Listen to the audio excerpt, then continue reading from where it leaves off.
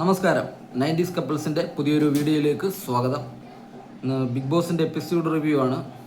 Episode review മാത്രമല്ല, ലൈവിലത്തെ കുറച്ച് അപ്ഡേറ്റ്സും കൂടെ ഉണ്ട്. അതും കൂടെ ചേർത്താണ് നമ്മളിപ്പം ഇനി അങ്ങോട്ട് ഗ്രാൻഡ് ഫിനാലെയൊക്കെ അടുക്കുന്നത് കൊണ്ട് എപ്പിസോഡ് മാത്രം റിവ്യൂ ചെയ്യാനെ കൊണ്ട് ഉദ്ദേശിക്കുന്നില്ല.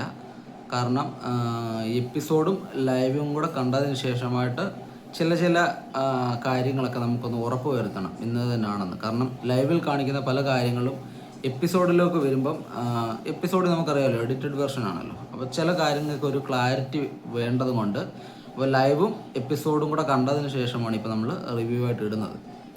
അപ്പം നമ്മുടെ ബിഗ് ബോസ് ചരിത്രത്തിൽ ആദ്യമായിട്ട് 3 ക്യാപ്റ്റന്മാർ ഒരുമിച്ച് ഹൗസിൽ കയറിയിട്ടുണ്ട്. അതായത് ഇൻചാർജ് എടുത്തിട്ടുണ്ട്. അതായത് നമ്മുടെ അക്ബർ, ആര്യൻ, നമ്മുടെ നെവിൻ, ഈ 3 പേരും കൂടെ ഒരുമിച്ചായിരിക്കും ഈ വീക്കിലെ ക്യാപ്റ്റൻ ആയിട്ട് ഹൗസിൽ തുടരുക. അവരുടെ അണ്ടറിലായിരിക്കും ഈ ഒരാഴ്ചത്തെ ഭരണം. അപ്പം ബിഗ് ബോസ് ചരിത്രത്തിലെ തന്നെ ആദ്യത്തെ ക്യാപ്റ്റന്മാർ എന്ന് വേണമെങ്കിൽ പറയാം. ക്യാപ്റ്റൻ ഒരേ സമയത്ത് ഇങ്ങനത്തെ ഒരു സംഭവം ഇത് ആദ്യമായിട്ടാണ്. ക്രിസ്റ്റൽ ക്ലിയറായിട്ട് നമുക്ക് ഈ ഒരു കാര്യം കൊണ്ട് ഉദ്ദേശിക്കാം എന്താണ് അവിടെ ഹൗസിലെ അല്ലെങ്കിൽ ബിഗ് ബോസ് തന്നെ പ്ലാൻ ചെയ്യുന്നത് എന്നുള്ളത്. കാരണം ഈ ഒരു 3 പേർക്കും നല്ല രീതിയിൽ അനുമോളുമായിട്ട് പേഴ്സണൽ ഗ്രഡ്ജുള്ള കണ്ടസ്റ്റൻറ്റുകളാണ്. അപ്പോൾ അവിടെ ഹൗസിൽ ഈ ഒരാഴ്ച നല്ല രീതിയിലുള്ള പൊട്ടിത്തെറികളും സംഘർഷങ്ങളും ഉണ്ടാകാനെ കൊണ്ടുള്ള ചാൻസസ് വളരെ ഹൈ ആണ്. അങ്ങനെയുള്ള സാഹചര്യത്തിൽ ഈ 3 പേരും കൂടെ ഒരുമിച്ച് ക്യാപ്റ്റൻ ആവുകയും തുടർന്നുള്ള ദിവസങ്ങളിൽ എന്തൊക്കെ തരത്തിലുള്ള അത് ഇപ്പം ടിക്കറ്റ് ടു ഫിനാലെ എന്നുള്ളൊരു ടാസ്ക് തുടങ്ങിയിട്ടുമുണ്ട്. അപ്പം എന്തൊക്കെ തരത്തിലുള്ള മാറ്റങ്ങൾ ഇനി അവർ കൊണ്ടുവരുമോ എന്നൊക്കെയുള്ള കാര്യങ്ങൾ നമുക്ക് നോക്കാം. ആദ്യം തന്നെ പറയട്ടെ, നമ്മുടെ ഈ ക്യാപ്റ്റനായിട്ട് ഇവരെ 3നെയും തിരഞ്ഞെടുത്തല്ലോ. ടീമുകൾ തന്നെ ടീമിനെ സെറ്റ് ചെയ്തപ്പോൾ തന്നെ നമ്മുടെ അനീഷ്, ആദില, നൂറ, പിന്നെ അതുപോലെ സാബുമാൻ, ഈ 4 പേരെയും കൂടെ ബാത്റൂം പ്ലസ് ഫ്ലോർ ക്ലീനിങ് എന്നുള്ള ചുമതലയിലേക്ക് ഏൽപ്പിച്ചു. പിന്നെ നമ്മുടെ ക്യാപ്റ്റന്മാരായിട്ട് തന്നെയുള്ള അക്ബറും ആര്യനും നെവിനും തന്നെയാണ് ഈ 3 പേരും കൂടെ ചേർന്നാണ് കിച്ചൻ്റെ ഏരിയാസ് കംപ്ലീറ്റ് ചെയ്യുന്നത്. പിന്നുള്ളത് നമ്മുടെ അനുമോളും ഷാനവാസുമാണ്. അവർ രണ്ടും കൂടാണ് വെസൽ ക്ലീൻ ചെയ്യുന്നത്. അങ്ങനെയാണ് അത് ഡിവൈഡ് ചെയ്തേക്കുന്നത് ടീം. അപ്പോൾ അതിനകത്ത് തന്നെ കഴിഞ്ഞു പോയ ആഴ്ചകളിലെ ക്യാപ്റ്റന്മാരൊക്കെ കുറച്ച് വരുത്തിയ കുറച്ച് നിയമങ്ങളുണ്ടല്ലോ. അതായത് അനീഷിന് സ്റ്റോർ റൂമിൽ പോകാൻ പറ്റത്തില്ല. അങ്ങനത്തെ നിയമങ്ങളൊക്കെ അവരെടുത്ത് മാറ്റിയിട്ടുണ്ട്. അനീഷിന് എപ്പോൾ വേണേലും സ്റ്റോർ റൂമിൽ പോകാം. പിന്നെ ലെറ്റർ തുറന്ന് വായിക്കരുത് എന്നുള്ളൊരു കാര്യം മാത്രമേ, നിബന്ധന മാത്രമേ അവർ വെക്കുന്നുള്ളൂ. പിന്നെ അതുപോലെ തന്നെ അനുമോക്കെന്നല്ല, ഒരു പ്രത്യേക ഡ്യൂട്ടി ഒരാൾ ചെയ്യണമെന്നുള്ള രീതിയിൽ, അതായത് ഹൗസിലെ ബെഡ്റൂമെ എല്ലാം കൂടെ ഒന്ന് സെറ്റ് ചെയ്ത് അറേഞ്ച് ചെയ്ത് വെക്കുന്ന രീതിയിൽ, ഡൈനിങ് ഏരിയ, അതുപോലെ സോഫാസ്, അങ്ങനെ ആർക്ക് വേണേലും അത് ചെയ്യാം. അത് അനുമോളാണ് നിലവിൽ ആ ഒരു ഡ്യൂട്ടി ചെയ്തുകൊണ്ടിരിക്കുന്നത്. അപ്പം നമ്മൾ ഇന്നത്തെ എപ്പിസോഡിലേക്ക് വന്നാൽ, അല്ലെങ്കിൽ പ്രത്യേകിച്ച് ഇന്നത്തെ ദിവസം വലിയ രീതിയിലുള്ള പ്രശ്നങ്ങളോ അല്ലെങ്കിൽ വഴക്കുകളോ ഒന്നും സൃഷ്ടിച്ചിട്ടില്ല ആരും തന്നെ. അത്രയ്ക്ക് വലിയൊരു കണ്ടൻ്റൊക്കെ ഉള്ള ഒരു എപ്പിസോഡായിട്ട് ഇന്ന് നമുക്ക് തോന്നിയിട്ടില്ല. ഇനി വരുന്ന ദിവസം എങ്ങനെ ആയിരിക്കും എന്നറിയത്തില്ല.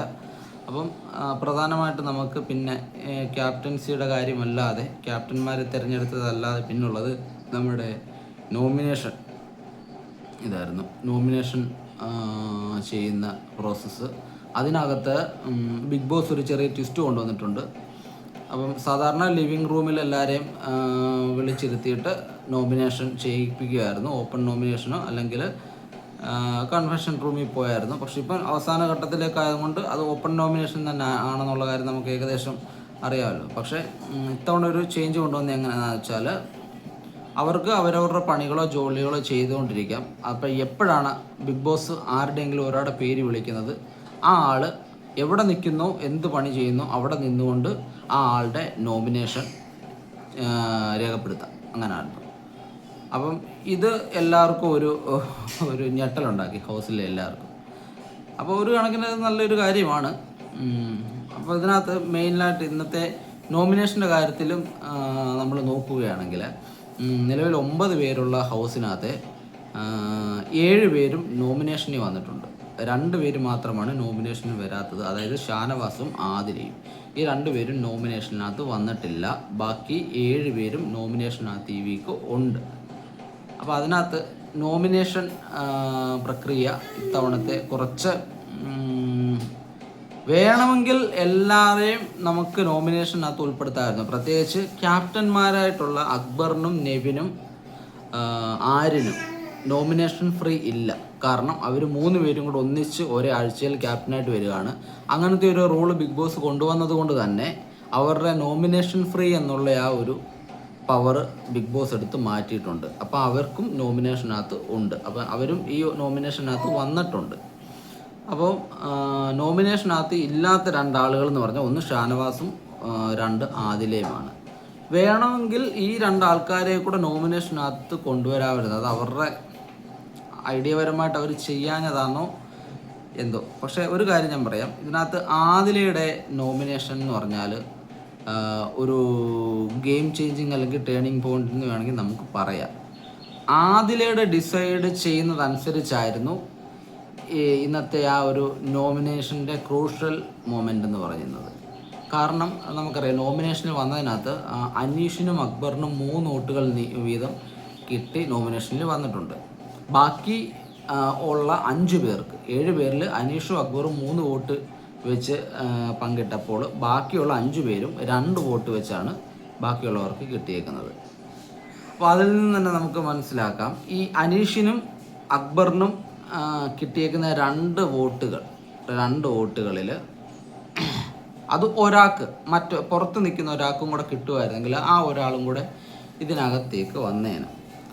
അത് ഷാനവാസോ ആദിലയോ ആര് വേണമെങ്കിലും ആകാം. അപ്പം ഷാനവാസിൻ്റെ വോട്ടിനകത്ത് ഷാനവാസ് പറഞ്ഞിരിക്കുന്നത് ആരെയാണെന്ന് വെച്ചാൽ നമ്മുടെ ആര്യനെയും പിന്നെ അതുപോലെ തന്നെ നമ്മുടെ അനുമോളയും കൂടാണ്. ഈ ഷാനവാസിൻ്റെ ആ വോട്ടിൻ്റെ പ്രസക്തി എന്ന് പറഞ്ഞാൽ ഈ ഷാനവാസ് ആര്യനെയും അനുമോളയും കൂടെ നോമിനേഷൻ ചെയ്തതും കൊണ്ടാണ് അവർ 2 കൂടെ നോമിനേഷനകത്ത് വന്നത്. ഇല്ലെങ്കിൽ അവർക്ക് ഒറ്റ വോട്ട് വെച്ച് വരത്തുള്ളായിരുന്നു. കാരണം ഏറ്റവും ലാസ്റ്റ് നോമിനേഷൻ ചെയ്യുന്നത് എനിക്ക് തോന്നുന്നു ഷാനവാസായിരുന്നു ഏറ്റവും ലാസ്റ്റ് നോമിനേഷൻ ചെയ്തത്. അപ്പം അതുകൊണ്ട് ഷാനവാസ് അവിടെ പക്ക നോമിനേഷൻ അത് ക്ലിയർ ആയിട്ടുള്ളതാണ്.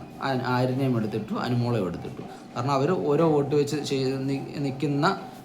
ലഭിച്ച് നിൽക്കുന്ന കണ്ടസ്റ്റൻറ്റുകളായിരുന്നു. അപ്പോൾ ഷാനവാസിൻ്റെ ഒരു വോട്ടും ആര്യനും ഒരു വോട്ട് അനുമോക്കും പോയപ്പോഴത്തേക്ക് അവർ 2 വോട്ടുമായിട്ട് അവർ നോമിനേഷനിലേക്ക് കടന്നു വന്നു.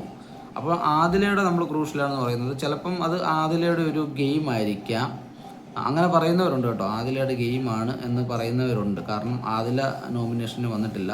കാരണം ആദിലയ്ക്ക് അവിടെ ഷാനവാസിനെ വേണമെങ്കിൽ നോമിനേഷൻ ചെയ്യാമായിരുന്നു.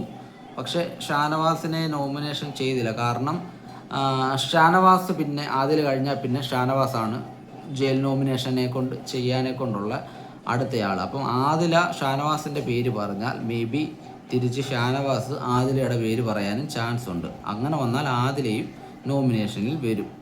മനസ്സിലായില്ലേ? അപ്പം ഒരു വിഷൻ ആദില മുമ്പിൽ കണ്ടിട്ടുണ്ടായിരിക്കും.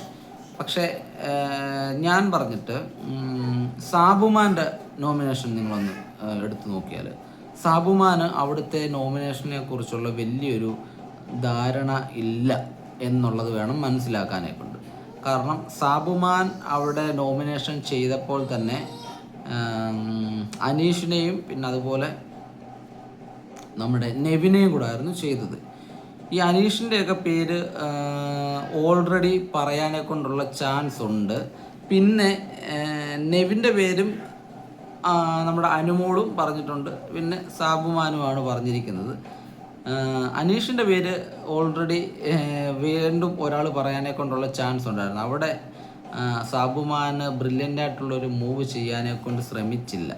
അതിനകത്തും എനിക്ക് ഒരു ഇന്ന ആൾ എൻ്റെ പേര് പറഞ്ഞു, അതുകൊണ്ട് ഞാൻ തിരിച്ച് അദ്ദേഹത്തിൻ്റെ പേര് തിരിച്ചു പറയുന്നു എന്നുള്ളൊരു രീതിയാണ് എനിക്ക് തോന്നുന്നത്.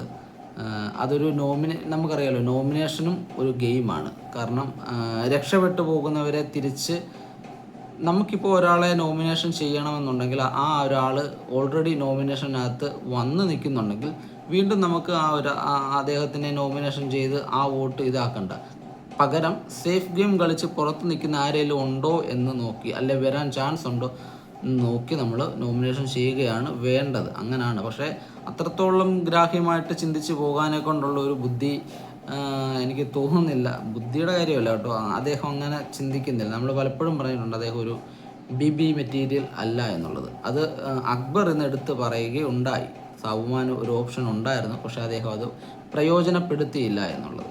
അപ്പം നമ്മൾ വീണ്ടും ആദിലയുടെ ആ ഒരു നോമിനേഷനിലേക്ക് വരുവാണെങ്കിൽ എല്ലാവരും പറയുന്നു ആദില അവിടെ ഒന്ന് സേഫ് ആയതാണ്. കാരണം ആദില ഇല്ല, നോമിനേഷൻ ഇല്ല, അതുകൊണ്ട് ആദിലയുടെ വോട്ടും കൂടെ നൂറയ്ക്ക് പോകും. അതുപോലെ തന്നെ ഷാനവാസിനെ പിടിച്ച് ആദില നോമിനേഷൻ ചെയ്ത ഷാനവാസ് തിരിച്ച് ആദിലയും കൂടെ ചെയ്താൽ രണ്ടുപേരും കൂടെ ഒരേ ആഴ്ച നോമിനേഷനിൽ വരും. അപ്പോൾ അതൊരു പണി കിട്ടാനെ കൊണ്ടുള്ള ചാൻസ് ഉണ്ട്. പക്ഷെ ഞാൻ കരുതുന്നത് അത് അങ്ങനെ ആദില ഒരു ബുദ്ധിപരമായിട്ട് ചെയ്തതായിട്ട് എനിക്ക് തോന്നുന്നില്ല. കാരണം അത് പറയാനെ കൊണ്ട് കാരണമുണ്ട്. കാരണം എന്താണെന്ന് വെച്ചാൽ ലൈവ് ഞാൻ കണ്ടിട്ടുണ്ടായിരുന്നു. ലൈവിനകത്ത് നമ്മൾ ഇനിയും നോമിനേഷൻ്റെ സമയത്തിന് വേണ്ടി എല്ലാവരും വെയിറ്റ് ചെയ്തിരിക്കുമല്ലോ. അത് ബിഗ് ബോസ് അനൗൺസ് ഒന്നും ചെയ്തിട്ടില്ല. അതിന് മുൻപേ ആദിലയും നൂറയും ഒരു കോർണറിൽ, ഹൗസിൻ്റെ ഒരു കോർണറിൽ പോയിരുന്നിട്ട് നോമിനേഷൻ ചെയ്യുന്ന ആൾക്കാരെക്കുറിച്ച് ഡിസ്കഷൻ ചെയ്യുന്നുണ്ടായിരുന്നു അവർ തമ്മിൽ പരസ്പരം. അപ്പോൾ അവർക്ക് പ്രത്യേകിച്ച് അല്ലെ ചിലരുണ്ടല്ലോ, ചില കണ്ടസ്റ്റൻറ്റുകളുണ്ട്, ഞാൻ ഈ ഇന്നത്തെ ദിവസം അല്ലെ ഈ ആഴ്ച ഇന്ന 2 പേരെയാണ് നോമിനേഷൻ ചെയ്യാനെ കൊണ്ട് ഉദ്ദേശിക്കുന്നത് എന്ന് പ്രീ പ്ലാൻഡായിട്ട് ചിന്തിച്ച് വെക്കുന്ന ആൾക്കാർ കാണും.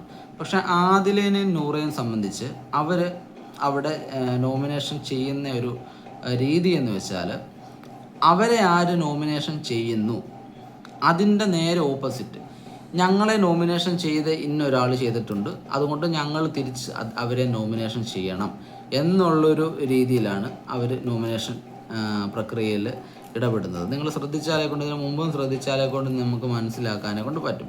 അപ്പോൾ അതിന് മുന്നോടിയായിട്ട് ഇന്ന് ലൈവിലുണ്ടായിരുന്നു നമ്മുടെ ആദിലയും നൂറയും കൂടെ അങ്ങോട്ടും ഇങ്ങോട്ടും പരസ്പരം ചർച്ച ചെയ്യുകയാണ് ആരെയൊക്കെയാണ് നോമിനേഷനിൽ ഇടേണ്ടത്. അപ്പോൾ അവർക്ക് കറക്റ്റായിട്ട് ഇന്ന ആളുടെ ഇടണം എന്നുള്ളത് ഒരു അഭിപ്രായത്തിലോട്ട് വരുന്നില്ല. പകരം ഇവരവിടെ നിൽക്കുന്ന, ഇവർ രണ്ടുമല്ലാതെ അവിടെ നിൽക്കുന്ന കണ്ടസ്റ്റൻറ്റുകളുടെ മൊത്തത്തിൽ അവരെ നോമിനേഷൻ ചെയ്യാനെ കൊണ്ടുള്ള കാര്യങ്ങളാണ് ചർച്ച ചെയ്തുകൊണ്ടിരിക്കുന്നത്. മനസ്സിലായില്ലേ?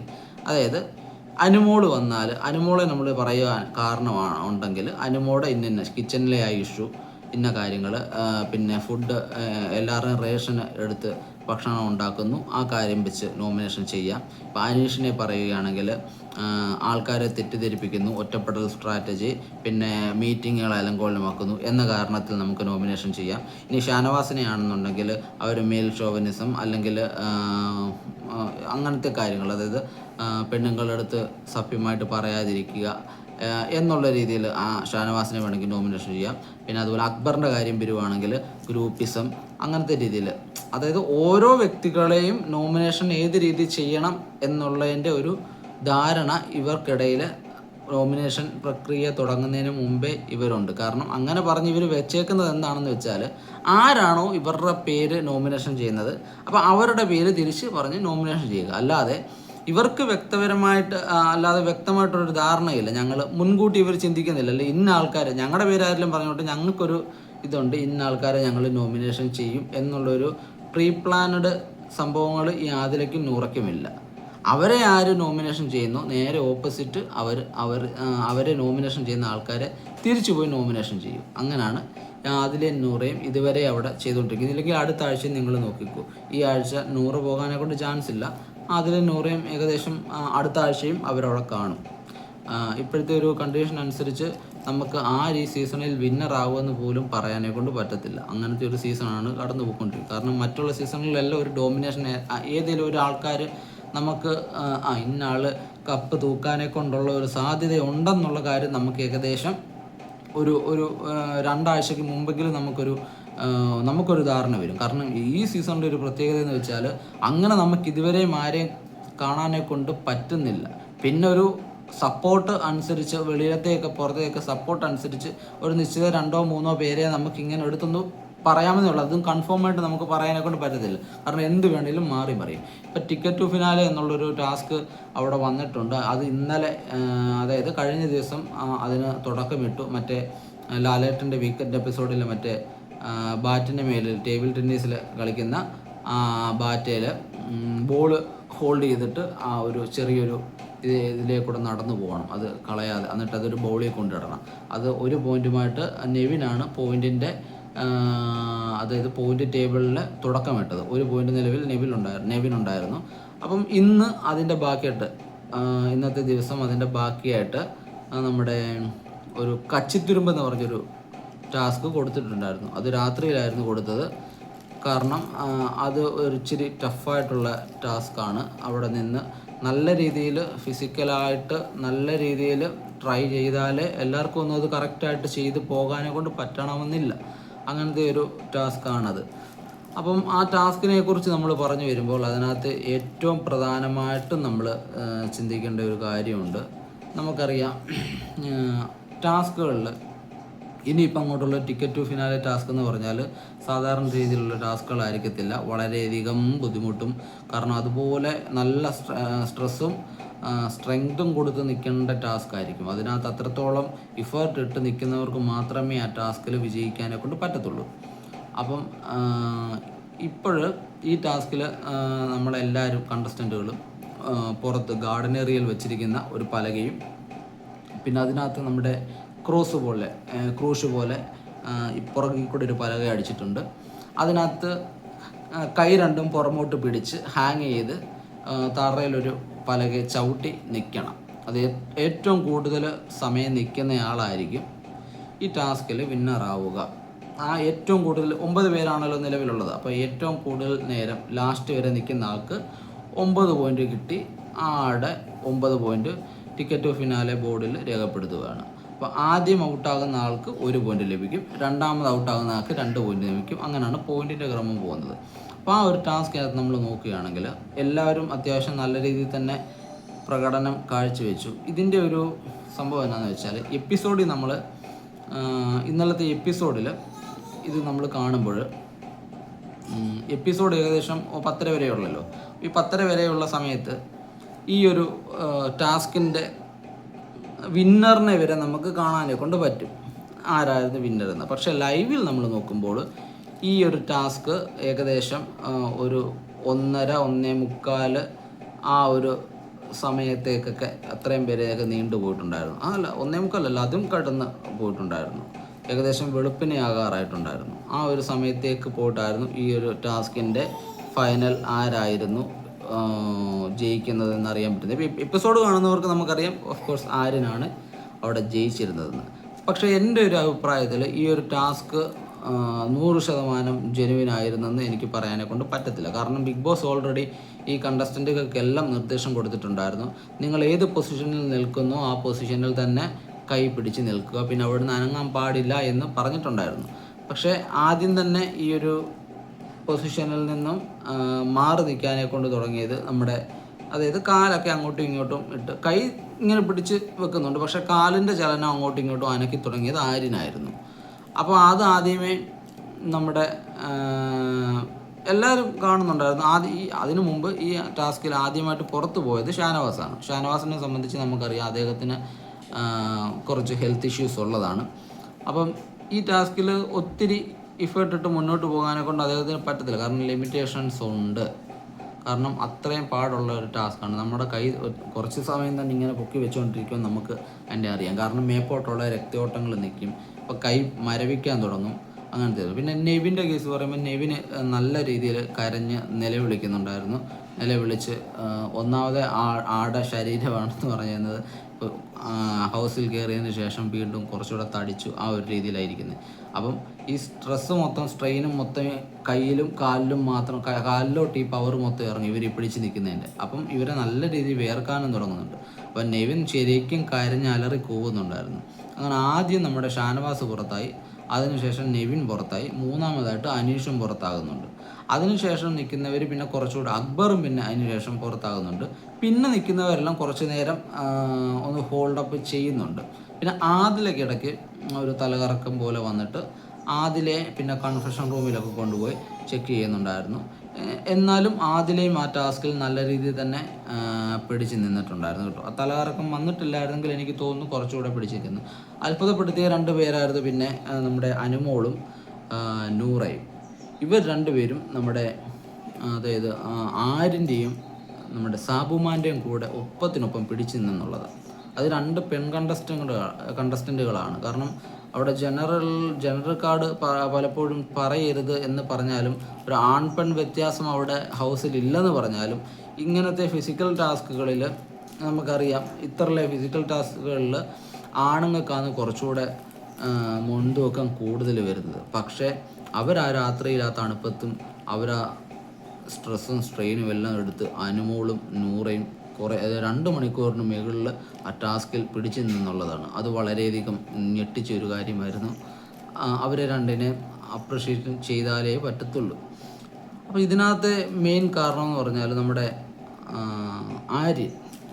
ആര്യനിടയ്ക്ക് അത് ഈ ടാസ്കിൻ്റെ ഇടയ്ക്ക് ഉടനീളം ഇടയ്ക്കിടയ്ക്ക് മഴ പെയ്യുന്നുണ്ടായിരുന്നു. അപ്പം ഇവർ ഈ മൈക്കും കൂടെ ധരിച്ചിരിക്കുന്നത് കൊണ്ട് ഈ ഔട്ടായിപ്പോയ ആരെങ്കിലും ഈ ടാസ്കിൻ്റെ ഇടയിൽ മഴ പെയ്യുമ്പോൾ അവർക്കൊരു കൈ വിട്ട് നിന്നിട്ട് ഈ മൈക്ക് ഊരി മാറ്റാനെ കൊണ്ടുള്ള ഒരു സംവിധാനം ചെയ്യുന്നുണ്ടായിരുന്നു ബിഗ് ബോസ്. കാരണം മൈക്ക് നനയാതിരിക്കാനെ കൊണ്ട്. അപ്പം ഇതിനകത്ത് ഇടയ്ക്കിടയ്ക്ക് മഴ വരുന്നത് കൊണ്ട് അങ്ങനത്തെ ഒരു സംവിധാനം ബിഗ് ബോസ് ചെയ്യുന്നുണ്ട്. അപ്പോൾ ഈ ആദില പോയി നൂറയും അനുമോളും നിൽക്കുന്ന ഒരു സമയമുണ്ടായിരുന്നു. അതായത് ഇവർ 4 അനുമോളെ അനുമോളെ നൂറ, നമ്മുടെ സാബുമാൻ, ആര്യൻ, ഈ 4 പേരും കൂടെ അവിടെ നിൽക്കുന്ന സാഹചര്യത്തിൽ ഇടയ്ക്ക് വെച്ച് അനുമോള് ഈ മഴ പെയ്യുന്ന സാഹചര്യത്തിൽ ഇവർക്ക് മഴ മാറുമ്പോൾ മൈക്കിട്ട് കൊടുക്കാനെ കൊണ്ട് പോകും. അപ്പം സാബുമാൻ്റെ മൈക്കിട്ട് കൊടുക്കും. അപ്പം മൈക്കിട്ട് കൊടുക്കേണ്ട സമയത്ത് എന്തായാലും പിടിച്ചിരിക്കുന്ന കയ്യിൽ ഒരെണ്ണം നമുക്ക് വിട്ടാലേ ആ വിട്ട കൈക്കകത്തൂടെ മൈക്ക് നമുക്ക് ഇട്ട് കൊടുക്കാൻ പറ്റത്തുള്ളൂ. അപ്പോൾ സാബുമാൻ്റെ ഇട്ടു. ആദിലയുടെയും നൂറയുടെയും അനുമോടെയും മൈക്കിട്ട് കൊടുക്കുന്നുണ്ട്. പക്ഷെ അതിന് മുമ്പേ ആര്യൻ്റെ മൈക്ക് ഇടാൻ പോകുന്നതിന് മുമ്പേ ആര്യൻ ഇടയ്ക്ക് വെച്ച് കൈ റിലീസായിട്ടുണ്ടായിരുന്നു. മനസ്സിലായില്ലേ? അത് ഈ എപ്പിസോഡിൽ നമ്മളെ കാണിച്ചിട്ടില്ല. ലൈവിൽ നമ്മളെ അടുത്ത് വെച്ചുള്ള ഷോട്ട് ഇത് കാണിക്കാതെ, അതായത് ക്ലോസപ്പ് ഷോട്ട് കാണിക്കാതെ ലോങ് ഷോട്ടിൽ നമുക്കത് കാണാൻ പറ്റും. കാരണം ആര്യൻ്റെ അടുത്ത് അനുമോള് പോകുന്നതിന് മുമ്പേ ആര്യൻ കൈ റിലീസ് ചെയ്തു. എന്തിന്? ക്യാമറ ഇടണമെന്ന് പറഞ്ഞ്.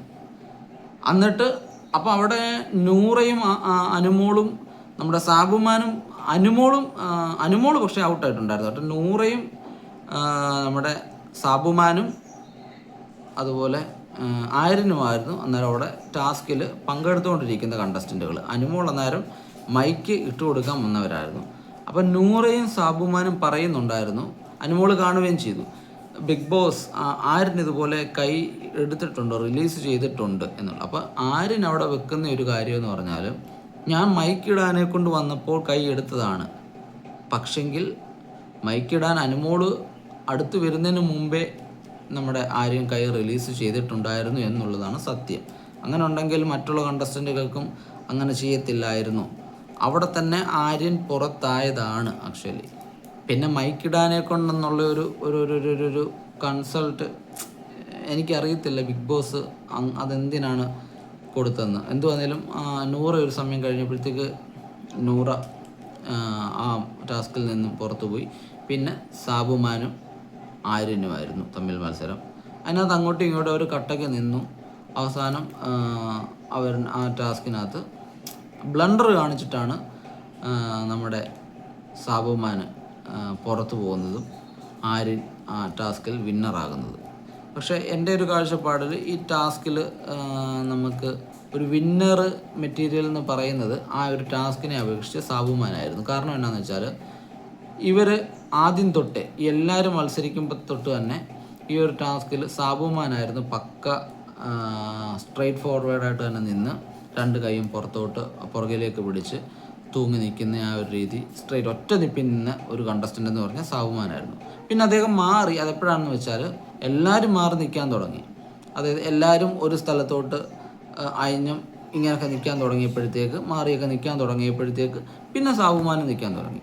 അതിൻ്റെ ബലത്തിൽ ഞാൻ പറയട്ടെ, ആര്യനെ എന്തോ ജയിപ്പിച്ചതുപോലാണ് എനിക്ക് തോന്നുന്നത് ആ ഒരു ടാസ്കിൽ. അതെന്തുകൊണ്ട് ബിഗ് ബോസ് ടീമുകൾ അങ്ങനെ ചെയ്യുന്നു എന്ന് എനിക്കിപ്പോഴും മനസ്സിലാകുന്നില്ല.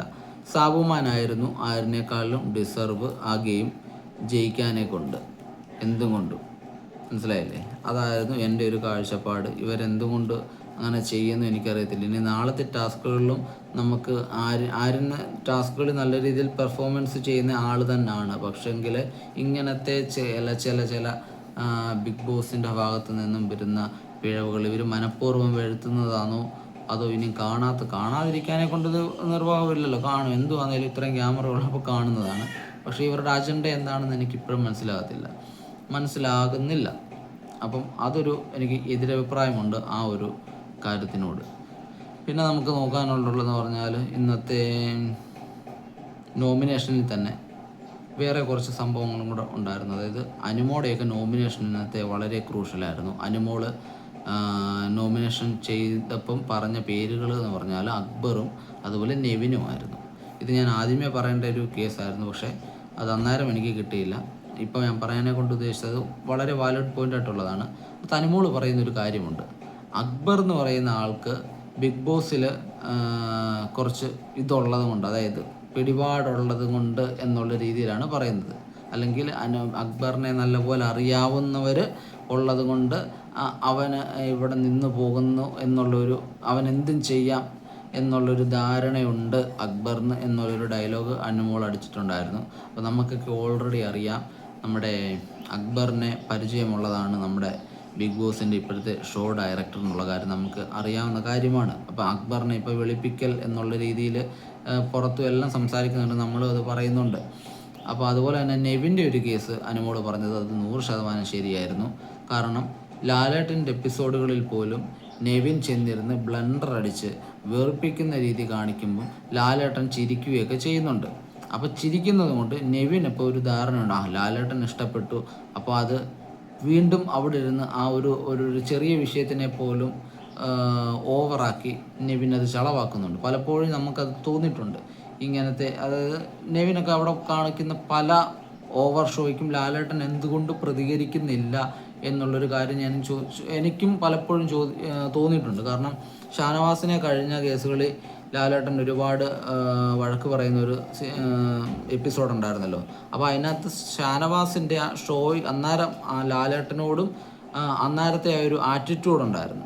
നമ്മൾ അന്നേ അത് പറഞ്ഞിട്ടുണ്ടായിരുന്നു, ലാലേട്ടനോട് ഒരുമാതിരി ദേഷ്യപ്പെട്ട് മറ്റുള്ളവർ ലാലേട്ടൻ അവിടെ മുമ്പിൽ നിൽക്കുന്നെന്ന് പോലും നോക്കാതെ മറ്റുള്ളവരുമായിട്ട് സംസാരിക്കുന്ന അങ്ങനത്തെയൊക്കെ ഒരു രീതിയിലാണ് അന്ന് ഷാനവാസിനെ അന്ന് ലാലേട്ടൻ അത്രത്തോളം കയറി പറഞ്ഞത്. അത് പറയേണ്ടതായിരുന്നെന്ന് നമ്മളും പറയുന്നുണ്ട്. പക്ഷേ ആ ഒരു കാര്യം എന്തുകൊണ്ട് നെവിൻ്റെ കേസിൽ ചെയ്യുന്നില്ല എന്നുള്ളൊരു ചോദ്യം അനുമോൾ അവിടെ വെച്ചിട്ടുണ്ടായിരുന്നു. അത് വളരെ പ്രസക്തമാണ്. നമ്മൾ പുറത്തു നിന്നുള്ള ഒരാളോട് ചോദിക്കേണ്ട ഒരു ചോദ്യം തന്നെയാണ്. അപ്പോൾ അതെന്താണെന്ന് അറിയത്തില്ല. അപ്പോൾ മേ ബി ആ ഒരു കാര്യം ലാലേട്ടൻ്റെ ശ്രദ്ധയിൽ എന്തായാലും പെടുമെന്ന് തന്നെയാണ് ഞാൻ കരുതുന്നത്. അപ്പോൾ അടുത്ത വീക്കെൻഡ് എപ്പിസോഡിൽ അതിനെക്കുറിച്ചുള്ള കാര്യങ്ങൾ ചിലപ്പോൾ വന്നേക്കാം. ഈ ആഴ്ചയിലെ എവിക്ഷൻ ഇനി ആര് പോകുമെന്ന് എനിക്കറിയത്തില്ല. നെവിൻ ആകാനെ കൊണ്ട് ചാൻസ് ഉണ്ട്, പക്ഷേ സാബുമാൻ പോകുമോ എന്താണെന്ന് അറിയത്തില്ല. വോട്ട് നിങ്ങൾ നല്ലപോലെ കളിക്കുന്നവർക്ക് മാത്രം കൊടുക്കുക. ഇപ്പോഴും നമുക്ക് ഇതിനകത്ത് ഒരു പക്ക വിന്നർ മെറ്റീരിയൽ ആരാകുമെന്ന് പറയാൻ പറ്റത്തില്ല. നിങ്ങൾക്ക് ഇഷ്ടപ്പെടുന്ന കണ്ടസ്റ്റൻറ്റുകൾക്ക് മാത്രം നിങ്ങൾ വോട്ട് കുത്തുക. അതുപോലെ നമ്മുടെ ജിയോ ഹോട്ട്സ്റ്റാറിൽ മാത്രം കയറി വോട്ട് ചെയ്യാനെ കൊണ്ട് മാക്സിമം ശ്രമിക്കുക. അല്ലാത്ത വോട്ടുകളൊന്നും അവിടെ പരിഗണിക്കപ്പെടത്തില്ല. പിന്നെ അതുപോലെ തന്നെ വീക്കിലി നമ്മുടെ ടിക്കറ്റ് ടു ഫിനാലെ ടാസ്കുകൾ, ഡെയിലി ടാസ്ക് നടന്നുകൊണ്ടിരിക്കുകയാണ്. അതിനകത്തൊക്കെ കൂടുതൽ വലിയ വഴക്കിലേക്കൊക്കെ പോകുന്ന രീതിയിലുള്ള ടാസ്കുകളൊക്കെ ഇനി വരുമോ ഇല്ലയോ എന്നൊക്കെ നമുക്ക് കണ്ടറിയാം. എന്തായാലും അവിടെ നിലവിൽ ഓരോ ആൾക്കാരുടെ എണ്ണവും കുറഞ്ഞു വരികയാണ്. നിങ്ങൾക്കൊരു ടോപ്പ് 5 പ്രഡിക്ഷൻ ഉണ്ടെങ്കിൽ അത് ഈ വീഡിയോയുടെ അടിയിൽ കമൻറ്റ് ബോക്സിൽ ഒന്നിട്ടാൽ കൊള്ളാമായിരുന്നു. അപ്പോൾ ഇന്നത്തെ എപ്പിസോഡിനകത്ത് ഇതൊക്കെയായിരുന്നു പ്രധാനമായിട്ടുള്ളത്. അപ്പം ആര്യനെ എന്തോ ഒരു ഫേവർസം ടാസ്കുകളിൽ ചെയ്യുന്നത് പോലെ എനിക്ക് ഫീൽ ചെയ്യുന്നു. അത് നിങ്ങളുടെ അഭിപ്രായം എന്താണെന്നുള്ളത് താഴെ രേഖപ്പെടുത്തുക. അപ്പം വീഡിയോ ഇഷ്ടപ്പെട്ടെങ്കിൽ ഒന്ന് ലൈക്ക് ചെയ്യുക, ചാനൽ സബ്സ്ക്രൈബ് ചെയ്യുക. നിങ്ങളുടെ എല്ലാ പിന്തുണയോടും ഞങ്ങളെ തുടർന്നും സപ്പോർട്ട് ചെയ്യുക. അപ്പം അടുത്ത അപ്ഡേറ്റ്സുമായിട്ട് പുതിയ വീഡിയോയുമായിട്ട് പിന്നീട് കാണാം. ഓക്കെ.